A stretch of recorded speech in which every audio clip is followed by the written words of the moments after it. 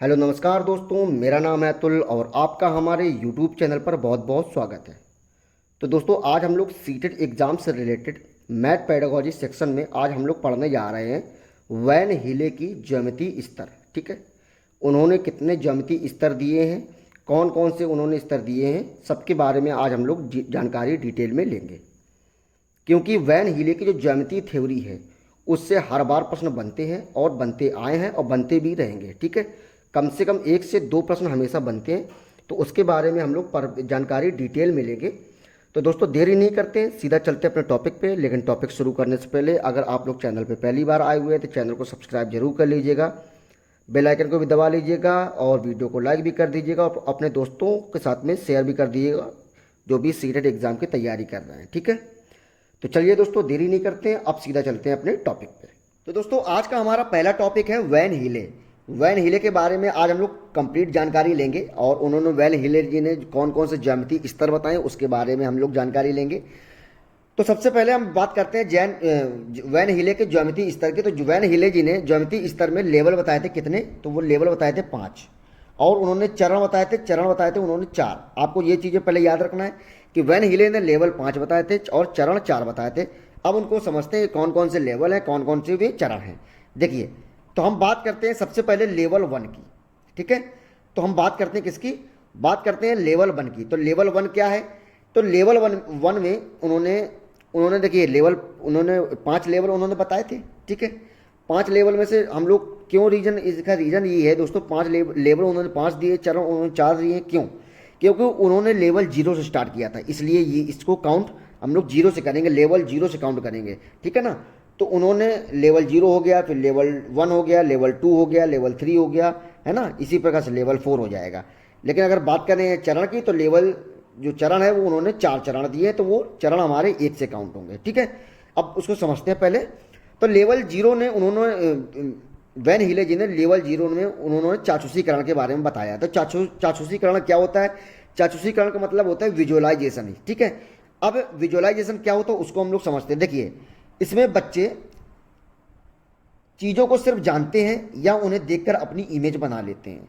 इससे बच्चा आकृतियों की दिखावट के अकॉर्डिंग उसका क्लासिफिकेशन कर पाता है। जैसे समोसे के देख के बच्चे को बच्चा मतलब त्रिभुज बताता है समोसे को देख के। ठीक है, अब देखिए, इसमें वैन हीले जी इसमें ये कह रहे हैं विजुअलाइजेशन में कि जब बच्चा कोई भी फिगर देखता है, कोई भी चित्र देखता है, कोई भी इमेज देखता है, तो बच्चा अपने माइंड में एक कॉन्सेप्ट बना लेता है तुरंत। जैसे बच्चे को अगर हमने एक त्रिभुज दिखाया, ठीक है, बच्चे को एक त्रिभुज दिखाया, अगर हमने बच्चे से पूछा कि बच्चा ये क्या है, तो वो तुरंत अपनी जो आसपास की जो चीज़ें हैं, जो कि वो मूर्त चीज़ें हैं, जिसको वो जानता है, जिसको वो अनुभव करता है, जिसको वो अच्छी तरीके से जानता है, जो घर में होती हैं, आसपास चीज़ों क्षेत्रों में होती है, जिसको बच्चा आसानी से देखता है, तो वो त्रिभुज के आकार का समोसा होता है, तो वो तुरंत कहता है कि ये त्रिभुज, वो त्रिभुज तो बच्चा जानता नहीं कि त्रिभुज क्या होता है, तो वो तुरंत कहता है कि ये समोसा है। ठीक है, क्योंकि समोसा और त्रिभुज की आकृति लगभग सेम त्रिभुज के तरीके ही समोसा में हमारा दिखता है। अगर दोस्तों वहीं बात कर दी जाए, एक हमने अगर सर्कल बना दिया और सर्कल को अगर बच्चे को दिखाते हैं, अगर बच्चे से पूछते हैं कि ये दो बच्चा ये क्या है, तो बच्चा तुरंत कहेगा ये तो रोटी है, क्योंकि रोटी भी गोल होती है ना। इसी प्रकार से अगर हम एक आयत बना के बच्चे को दिखाएं कि बच्चा ये क्या है, तो वो कहेगा ये तो बिस्किट है, क्योंकि बिस्किट हमारा किस आकार का होता है, बिस्किट हमारा आयत की संरचना का होता है। वो अलग की बात है, आजकल बिस्किट कई शेप में आने लगे, लेकिन हम यहाँ पे स्पेशली पार्ले जी की बात कर रहे हैं। ठीक है, क्योंकि पार्ले जी जो हमारा बिस्किट आता है वो हमारा एक आयत के शेप में आता है। ठीक है ना, रेक्टेंगल के शेप में आता है। तो ये दोस्तों हमारा हो गया चाक्षुषीकरण। अब दोस्तों बात करते हैं जो लेवल 1 के बारे में। लेवल ये हमारा 0 था अभी तक, अब बात करते हैं लेवल 1 के बारे में। तो दोस्तों लेवल 1 हमारा क्या कह रहा है, देखिए लेवल 1 हमारा दोस्तों क्या कह रहा है, लेवल 1 कह रहा है कि विश्लेषण। अब विश्लेषण क्या होता है, यानी विश्लेषण का मतलब होता है एनालाइज, कोई भी चीज को एनालिसिस करना, कोई भी चीज का विश्लेषण करना। ठीक है, इसमें क्या होगा, इसमें बच्चा शेप्स का उसके गुणों के आधार पर वर्गीकरण कर पाता है। जैसे वर्ग और आयत में अंतर शुरू कर देता है बच्चा इस लेवल में। ठीक है दोस्तों, तो लेवल 1 में हमारा बच्चा एनालाइज करता है, विश्लेषण करता है, और इस लेवल में बच्चा क्या करता है, वर्ग में और आयत में अंतर करना शुरू कर देता है। अब कैसे, किस तरीके से, किस आधार पर वर्ग और आयत का अंतर करता है, तो वो मेन जो देखिए जो किस, अगर बात कर दिया किस आधार पर अंतर करता है वर्ग और आयत का, तो वो क्या है, गुणों के आधार पर। याद रखिएगा ये जो पॉइंट मैंने बताया गुणों, ये वेरी मोस्ट इंपॉर्टेंट है, याद रखिए ये बात। यही प्रश्न पिछले जो 2022 का जो सीटेट का पेपर हुआ था उसमें यही पूछा गया था, ठीक है। तो किस आधार पर करता है, तो वो गुणों के आधार पर करता है, ये बात याद रखिएगा, ठीक है। तो ये हो गया। तो अब उसके गुण कौन कौन से होते हैं, ये स्क्वायर के गुण क्या है और रेक्टेंगल के गुण क्या है, तो इसको भी हम लोग समझते हैं। देखिए जैसे अगर बात कर दी जाए स्क्वायर की, तो स्क्वायर के हम सब जानते हैं कि स्क्वायर की जो चारों भुजाएं होती हैं वो बराबर होती हैं, ठीक है। और रेक्टेंगल की जो भुजाएं होती हैं वो आमने सामने की बराबर होती हैं, ठीक है। तो ये चीज़ें हो गई। तो रेक्टेंगल की आमने सामने की भुजाएं बराबर होती हैं और स्क्वायर की जो होती हैं वो चारों भुजाएं बराबर होती हैं। ये हमारा गुण है आयत और वर्ग का, ठीक है। तो यही गुणों के आधार पर बच्चा उसको एनालाइज करता है या विश्लेषण करता है। अब बात करते हैं दोस्तों लेवल 2 का। तो लेवल 2 हमारा कौन सा है, तो लेवल 2 दोस्तों हमारा है अनौपचारिक निगमन। अनौपचारिक निगमन हमारा लेवल 2 है और इसी को हम लोग इनफॉर्मल डिडक्शन के नाम से भी जानते हैं। और मोस्ट इंपॉर्टेंट ये है हमारा रिलेशनशिप, इसी को हम लोग रिलेशनशिप के नाम से भी जानते हैं। और ये जो रिलेशनशिप वाला जो हमारा इस बार हमने रिलेशनशिप इसलिए यहाँ पे हमने रखा है क्योंकि लेवल यही पूछा था, लेवल 2 पूछा था पिछली बार और रिलेशनशिप आया था सीटेट में। तो रिलेशनशिप कौन सा हो जाएगा, ये अनौपचारिक निगमन हो जाएगा। अब ये क्या होता है उसको भी हम लोग इसको आसानी से समझते हैं। देखिए जो रिलेशनशिप दोस्तों होता है यानी कि अनौपचारिक निगमन होता है, इसमें बच्चा आकृतियों के बीच रिलेशन बनाना स्टार्ट कर देता है उनकी सिमिलैरिटी के बेस पे। किसके बेस पे, उनकी सिमिलैरिटी के बेस पे, यानी कि उनके समानता के बेस पे बच्चा रिलेशन बनाना स्टार्ट कर देता है। किसमें, आकृतियों पर, ठीक है। जैसे कि ये हमारा है रेक्टेंगल, ठीक है। अब रेक्टेंगल है, ये हमारा स्क्वायर है, ये हमारा रेक्टेंगल है, ये हमारा स्क्वायर है। अगर हम इस रेक्टेंगल को अगर हम दो पार्ट में बराबर हिस्सों में काट दें इस तरीके से, तो एक ये हमारा स्क्वायर बन जाएगा, एक ये हमारा स्क्वायर बन जाएगा, ठीक है। अगर या इसी स्क्वायर को अगर हम इस तरीके से आगे बढ़ा दें, इस तरीके से हम इसको आगे बढ़ा दें, तो ये वाली लाइन हटा दें अगर, तो क्या हो जाएगा, ये एक हमारा आयतनुमा संरचना बन जाएगी। तो ये एक समानता कहीं ना कहीं मिल रही है, ठीक है। तो ये चीज़ हमारी हो गई लेवल 2 में। अब दोस्तों लेवल 1, लेवल 0 और लेवल 2 ये यही इंपॉर्टेंट है। बाकी जो लेवल 3 और लेवल 4 से इससे ज़्यादा प्रश्न नहीं पूछे जाते, लेकिन उसको आप ओरल पढ़ लीजिए, ठीक है। लेवल 3 हमारा क्या है, औपचारिक यानी कि फॉर्मल डिडक्शन। इसमें क्या होता है, इसमें बच्चा आकृतियों यानी कि शेप्स को फार्मूले ढूंढना स्टार्ट कर देता है। यानी कि औपचारिक लेवल में बच्चा जो आकृतियां होती हैं उसके फार्मूले ढूंढना स्टार्ट कर देता है, ठीक है। आप बस इतना याद रखिए। अब बात करते हैं लेवल 4 की।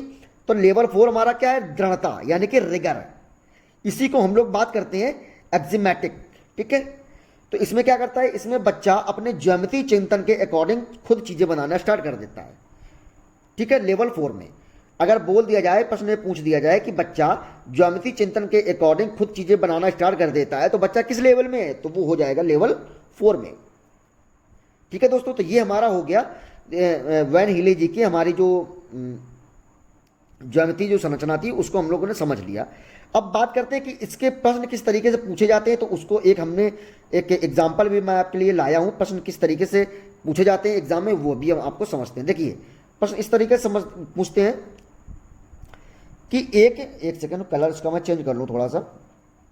हाँ, एक 5वीं कक्षा की छात्रा द्विविमीय आकृतियों का उसके गुणों के आधार पर श्रेणियों में वर्गीकरण कर पाती है, ठीक है।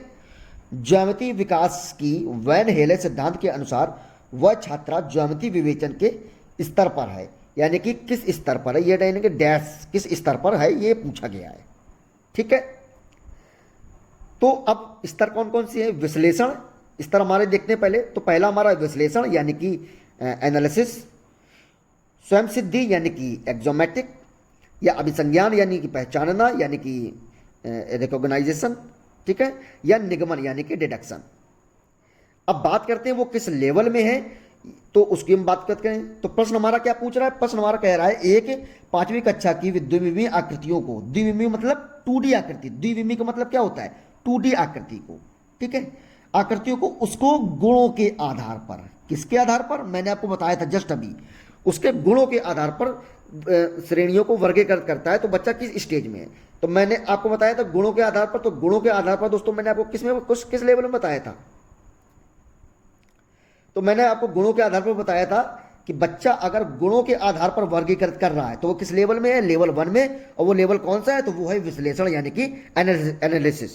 ठीक है, तो इसमें दोस्तों हमारा सही प्रश्न, जो हमारा सही विकल्प हो जाएगा वो कौन सा हो जाएगा, तो इसमें हमारा सही विकल्प दोस्तों हमारा हो जाएगा एनालिसिस यानी कि विश्लेषण। ठीक है, तो ये हमारा हो गया दोस्तों वैन हीले जी के जो उन्होंने ज्यामिति स्तर जो बताए थे वो हमने आज समझा, और हमने प्रश्न को भी देखा कि किस तरीके से प्रश्न आते हैं। ठीक है, अब तो दोस्तों उम्मीद करता हूं कि आप लोगों को ये जो वैन हीले की जो ज्यामिति जो स्तर है, जो जो टॉपिक है दोस्तों, ये आपको बेहद ही अच्छी तरीके से समझ में आया होगा।